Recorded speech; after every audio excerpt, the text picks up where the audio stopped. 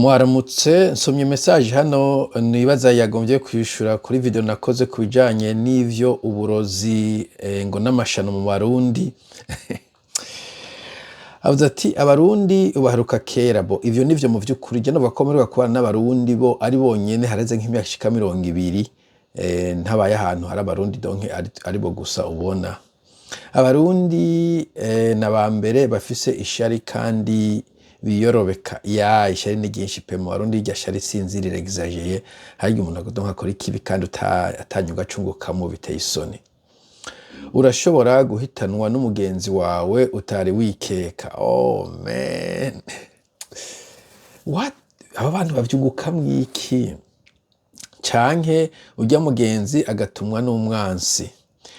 Umurundi ni bora pesa kuliko maisha ya mwenzake. Ico ni Giswahili. Niko nibaza ko Giswahili no kuvuga ngo ayoronka amahera hako abona ubuzima bw'umugenzi we. Donc ubuzima bw'umugenzi wiwe buri munsi y'amahera, amahera ruta ubuzima bwa mugenzi wiwe. Mbega waruzi ko ubu ishano bashobora kurishira mu igufuri padlock. Abo donc kugurura rigaca rigufata. Afe hariho ibirozi bigeze guza barakwiragiza ndibagizina agafu barungika anthrax gutyo ku bategetsi bigeze kuba bavuga mu maposte donc nuko kandi ko ndabigisha ingene muzamurarungika isumu noneho ni hatari boje hano mfise za kamera nibaza umuntu yoza gusungetwa mfise kamera iyo umuntu yegereye door ku muryango gaca bipinga kuri telefone gaca ndaba umuntu haje I don't know umuntu azobuzana nzokubana kuri kamera ukirukura bushira mu igufuri tuzohura. Okay, hanyuma waruzi ko ishano bashobora kurirungika mu muyaga. Bo neza ko ivyo nga mu muyaga ari vya bindi vy'amangetengete ishano donc je nafashe ko ishano ari ivyo novuga un produit biochimique canke chimique donc iyo nona umubiri wawe ingene ukozwe acide c'est pas ivyo vy'amafu nyene canke ikintu ushobora kurespira mugabo ko ivyo muyaga bimwe vy'ibintazi jewe ntaza nemera par ailleurs. So mu muyaga sinzi ko washa mu muyaga bikaja bukimbibe gashika no mu bantu mugana numvise ngo mu burozi muri Amerika boshikayo ntaho uzi ngene boshikana abahizi b'abarundi. Aba scientiste. Ikindi nuko guhabwa ishano canke isumu nka 95% donc 95% ubihabwa n'ukuzi. En fait niyaza ko ariko vyamye uburozi kera hose umurozi yaroga uwazi. Et d'ailleurs je nahora nibaza hari n'abaroga benshi muri famille ahubwo umuntu yo mukije umuntu w'inshuti ntubona stupidity muri bijya bintu. Yes, ukuze wumva niba ushobora kugushikira niba ushobora gushika huba niba ushobora ku trustinga ko keshi na keshi umuntu atakuza bakagenda guhekana akantu ahubwo uti ushaka kumpitana. Birashoboka. Umurundi urya nyene wizeye urya udashobora kwikeka. Bon niho mbaye hagavuze ati nta muntu wabikwiye kwizera. Oh man. Birababaje en fait birabaje urumva ko abantu batakizerana bo bice bituma imigendanire ipfa nabi idashoboka ntivyoroshe. Niwe akugirira nabi canke akemera akaba igikoresho. Bo sinzi ivyo vy'ubukoresho ko ari ubukene canke ko ari bwabo buwe gito twamanye sinubi gituma umuntu yoguha ngo uje kumwicira umuntu vraiment usinzira gute uzi ko nako wamushe kandi wataco mwapfa rundi muntu yo waciyeko. Ari navyo mpora mvuga iyo abantu bavuga ngo abazungu ni batuma twicana. D'abord ko nk'uburozi atabazungu babijamo nk'akarorero ariko kandi ko bwaje imbere y'abazungu. Ariko kandi ko umuzungu kugira ngo aze afate umuntu canke groupe y'abantu abaha amafaranga canke abemerera ibintu bace bica abandi banyafrika bene wabo nabo vyerekanya ko abanyafrika en fait dafite ubwenge bukwiye. Uvyumviriye deeply ukuntu kuko ni gake uzokumva ngo abawaro n'abaflama iyo namoko ari muri Belgique batanye mu mitwe ngo kubera hari umwami wo muri Congo canke batanye mu Teza l'Histoire kubera muri Congo canke wo muri Brazil yabashiriye inzahabu acabaza rigwanira. Never, it's the other way around. Abazungu nibo tuvuga ngo baraza bakaduhenda kutujyana umva ivyo bintu bise sense ni nk'ubunyene vy'umurozi je ndagufashe uri twavukana ukandogera umwana ugaje ngo watume na runaka umva ivyo bise sense wewe watume kandi we tuvukana ni bagomba kumproteja none witwaje ko watume n'undi muntu mu étranger donc ntibifise sense ibintu vyawe vy'iwacu birabaje cane. Okay, aho nafatiye aho uvuze ngo nta murundi mufitaniye ingorane. Bo neza ko igihe ari joke, neza ko abarundi bafitanye ingorane ari benshi, sivyo nkaje ndiko ndasemera ukabundi kameme ni benshi. Ahandi peut-être ntabo mugabo nari ntumenye ingorane, abarundi ingorane ntumenye aho zavuye. Abandi bashaka kukwagiza n'ibintu utigeze ukora. Je hari igihe bigeze kunyagiriza ikintu, je bamaze kunyagiza ibintu byinshi ntakoze, nkavuga nti really? But how? So yes, ndibuka ibintu byinshi abantu bagiye bagiriza ngo wakoze ibihoga, nkavyumva nararenze ngeze iyo ngo we ngo burya naka ngo basiga avuga ngo ni wagiyana jewe mi sinari no muri yo ntara. Donc abo mpfira abantu ntibamenya bagenda yene bagize. Anyway, hanyuma none nk'umuntu ko umuntu ashaka kukugira nabi ashobora gukorana n'umuntu wo mu kabare yotsa inyama, wagira komande y'inyama akagushiriramwo karye ukumve uwo w'inyama muba mupfiki. Rero ivyo nagiye navuze vy'abarundi tumeze nk'ibirofa. Umuntu wewe ukora akazi ke wawe abantu baza kukugira umwicanyi nkande. You see? I don't understand.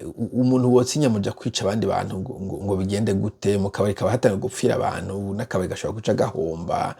N'ubuntu nyene vy'ubujuju vya primitivity nagira ntumva ko bingana. Erezuma ino ivyo vyubari vyo hiyo nta bihari. Ino nta kabari wopfiramo, okay? Ino uzopfira ahandi nta kabari uzopfiramo, ugapfiriyemwo kumbe n'urya mwari kumwe muvuga ngo shira icupa canke igikombe ugende witwaye muri toilette. Mugabo naho nyene abuguhe agira Imana, ari nk'ubi vyishana bashira mu gikombe, agira Imana ucupfira aho nyene kabisa.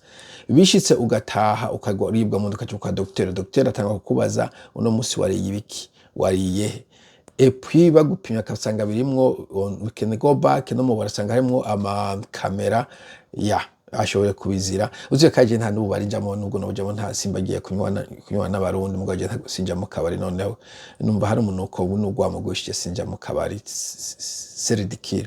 Ndeza kujamo mu ahantu hamwe hari abarundi benshi, nta nibwo nanywa inzoga, hanyuma umuntu asuka ko inzoga mvuze nti shayi ibi bintu koze n'ibiki, ngo we ngo uri mu kabari ngo uri imberwa nk'izindi ngo toka kure. Sinasubiye mu kabari amfete kubuwa munsi. Anyway, niba ntagiye mu kabari kuri izo nyama zawe, never mind. Mugabo hariho ibindi bakora vy'amabarbecue vyo guhura kumbure, I don't know. So aravuga ati ahubwo umuhinga mu vy'imibano azotubwire igihe ubwo bukozi bw'ikibi bwatanguriye, kubera mpora numva ngo kera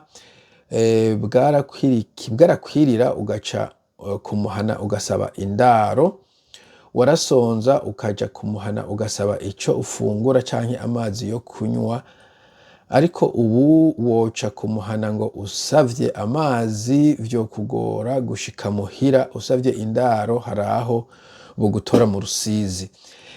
Je novuga ko na kera vyari bihari. En fait ushatse kumenya ngene abandi baba na kera nk'akaroro, uraba ku mazina twita abana bacu, wasanga ari Bandarusigiye, Ruzoza kwenda, Ndimubansi, nta magara, barasepanda, ndamuragije Imana, Ndimugwanko, Ndarusigiye. Amazina nyene numva ko yari cynique en fait. Donc uburozi bwari buhari, mugabo novuga icambe ntibwayi wide spread, ntabwo bwari mu ntara zose. Je novuga nk'intara bavuga cyane intara zegera umupaka wa Tanzania, aho novuga wo kwita nko mu Kumoso, agace ko mu Ragana, agace ka za Ruyigi, mu itango neza Buhumuza, kera bagize n'abahita kari agace ka Ruyigi cankuzo Uyogoma, I don't know. Hari hantu niho bavuga ko baroga cyane ko cyane intara ya Rutana n'agace ka Makamba kari ku mupaka, Kayogoro, kumbure Kibago uja ku mupaka wa Muragarazi. In any case, mu Kirimiro bwari buhari naho nyene, mugabo ntibwari burenze cyane, ariko hari intara kandi wasanga ataburozi bwinshi buhari.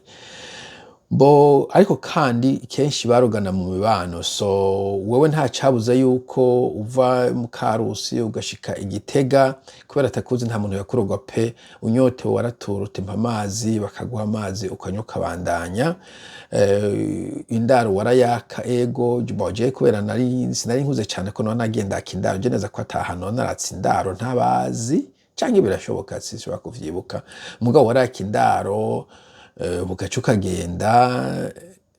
Nibutse mu mugamba bavuga ngo watseho indaro baca ngo donc uraka indaro no kugaruka akakugaburira, mugabo mu mugamba ngo nibo baca bakaraba ngo tekurura dusanga ivyo wazanye, ibintu nk'ivyo sinibuka umugani ukuntu bawita kubera sindawibuka. Anyway, ariko bwaraca ugatekera ukagenda ku rugendo wari uriko ukarara ku muntu utazi. Hari ahantu bavuga ngo ama bumva ngo baciye bakorana ngo bamwice mw'ijoro canke ngo bamuvoma amaraso, ibintu nk'ivyo. Mugabo neza ko ari vya bintu novuga vya je ntashoboye gukonfirma, ariko kwaka indaro vyari normale. Waraba uriko burira ukaraba urugo umenga ruri plus ou moins ko ari urugo, kumbura ubonye nk'abana bari gukina ntabwo bapfa naho nyene aho uraye, mugabo vyarashoboka. Ariko amazi yo wapfa usavye amazi pe, amazi ahantu hose ushitse waca usaba amazi. Ivyo nta muntu yobideha, nta muntu atakuzi yakoroga kwa muntu yakoroga barukuza, ahubwo mu kibano vyaraburuka ntusaba amazi ugasaba amazi abo hanze. Ariko no mu kibano nuvuga ko abantu bakuriye ruguru, abana muravyuka mu gatondo, abo kwa ndarwunamiye nabo kwa ruzoza kwakira nabo kwa kirazungazunga, mugahurira mw'ibaraba ahantu mugakina umupira. Umuvyeyi ahishije ubwa mbere mukagenda mukarya, uwa kabiri mukagaruka gukina, uwa kabiri ahije mukagenda mukarya. Nta kintu wagenda winuba cane pe mu mibano myinshi. Nkuko navuze harimo imihana bavuga ngo harya bararoga mukahinuba, mugabo la majorité y'imihana wasanga ataburozi buhari, atakuhinuba n'ahandi ntabwo sinzi ko bwari nabwo nagiye kuraba.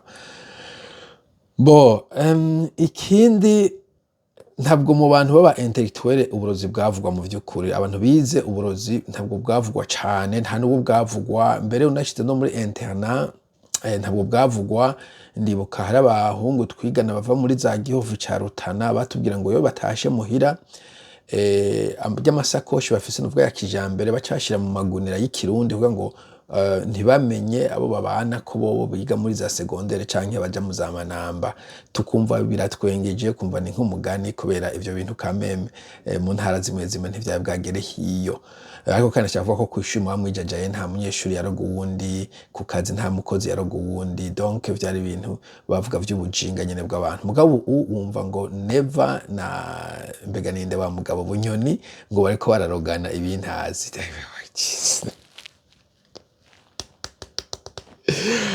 Man. Donc naho bigeze, I don't know, je mbona umengo Burundi bwapfuye. Niba udashobora guhaga ahantu ngo amazi nywe, umuntu utaza akakuroga komusa, vy'amashaka vyagize umuntu aba intellectuel, ibintu nk'ivyo. Je numva umenga sinzi ukuntu muzobaho koma.